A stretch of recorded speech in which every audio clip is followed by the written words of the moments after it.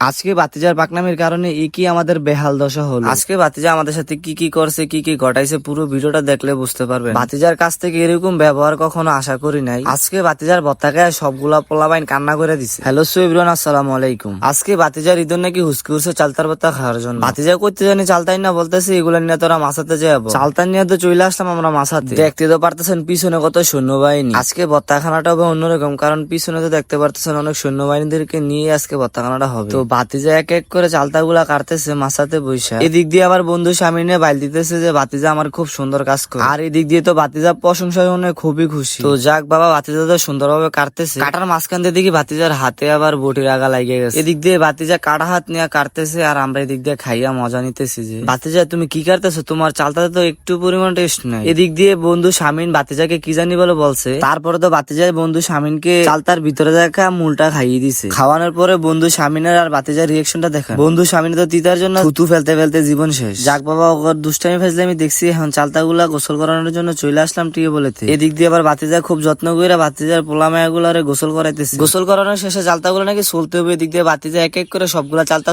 চলতেছে আর বলতেছে যে চালতা গুলা না চললে নাকি খাইতে তিতা লাগবে। আমরা বলতেছি বাতিজা তুমি চলতে থাকো, উৎসাহ দেওয়ার লেগে তো আমরা আছি। এদিক দিয়ে উৎসাহ পেয়ে তো বাতিজা খুব সুন্দরভাবে শুইলা ফেললো। এগুলো নাকি ছেঁচতে পাটা পুতা লাগবে, তার জন্য পাটা পুতা ম্যানেজ করে বাতিজাকে দিয়ে দিলাম। এদিক দিয়ে পাটা পুতা গুলা ভালোভাবে বাতিজা ধুইয়া ছেঁচাতে লাগিয়া পড়লো। এগুলো এত আহামরি ছেঁচতে হবে না, যে তার জন্য বাতিজা আস্তে আস্তে করে ছেঁচতেছে। ছেঁচা গুলো আধা ভাঙ্গা হলেও চল। আরেকদিকে আমি বাতিজার কানে কানে যে ফিস করে বলতেছি যে বলা শুরু না করতে বাতিজা দিক দিয়ে মুখে দিয়ে ফেল। বাতিজা বলতেছে যে তুই বলতে থাক, আমি খাইতে থাকি। এদিক দিয়ে বাতিজারা আমি আবার বলতেছি যে বাতিজা তোর যদি আমি এভাবে ছেঁচতে পারতাম তাহলে আমার মনটা একটু শান্তি হতো। আরেকদিকে তো বন্ধু স্বামীদের ল্যাঙ্গুয়েজ নেমে গেছে এগুলা কাটাকাটি করার জন্য। ছোট ছোট করে কাটলে ছেঁচতে নাকি ভালো হবে। ফাইনালি আমাদের ছেঁচা শেষ। এখন এগুলার নিয়ে চলে যেতে হবে মাসাতে, কারণ বিড়াল রোগের আক্রান্ত গুলা শব্দ মাসাতে বসে রয়েছে। এদিক দিয়ে আমি আবার বাতিজার কানে কানে বলতেছি যে আজকে ভর্তাটা মজা করে বানাতে হবে। আরেকদিকে বন্ধু স্বামীন সালি বেড়ে আসতেছে যে আমরা নাকি বানিয়ে মাসাতে গিয়ে খাইয়া ফেলবো, তার জন্য বন্ধু স্বামীনের সালি বেড়ে আসছে। এদিক দিয়ে আমি আবার বন্ধু স্বামীনকে বলতেছি আরে আরে আসতে আয়, উঠে খাইতে পড়ে যাবে বেটা। এদিক দিয়ে আবার বন্ধু স্বামীন বলতেছে যে তোর সাথে কোনো ভরসা নাই, তোরা ফালাইও খাই। আমি এদিক দিয়ে বলতেছি বাদ দে, এখন মাসাতে চলে আসলাম। আসার পরে বাতিজা চিনির গুঁড়া দিয়ে দিল, তারপরে লবণের গুঁড়া দিয়ে দিল। এখন নাকি মরিচের গুঁড়া দেওয়া বাকি। ভাই বাকির কাম ফাঁকি। এই কথা বলে বাতিজা আল্লাহর নামে মাইরা দিল সবগুলা মরিচের গুঁড়া। ভাই মরিচের গুঁড়া দিতেছে আর বলতেছে যে আজকে তোদের সাথে যত শত্রুমি আছে আজকে এখানে সুদে আসলে মিট করে যাব। ভাই দেখেন কত সুন্দর কালার। ভাই এত সুন্দর কালার দেখে তো শরীরের যত পশম আছে সবগুলা পশম খারাপ হয়ে গেছে। এতদিন জাগলো দুষ্টামি বাজদামি করছি, তার আজকের মতো আল্লাহর রাস্তায় সবাই মাফ করে দিবে। কারণ আজকে বাতিজার ভর্তা খেয়া যদি মারাটারা যায় কেউ দাদাবি রাখবেন। কারো যদি মনে কষ্টতে থাকি আজকের জন্য সবাই আমাদেরকে মাফ করে দিবে। ভাই মাপটা ভরে করে নাগে এখন খায়া নেই, নইলে ভাই বিরল রোগের আক্রান্ত গুলার লগে কোনো ভরসা নাই। যত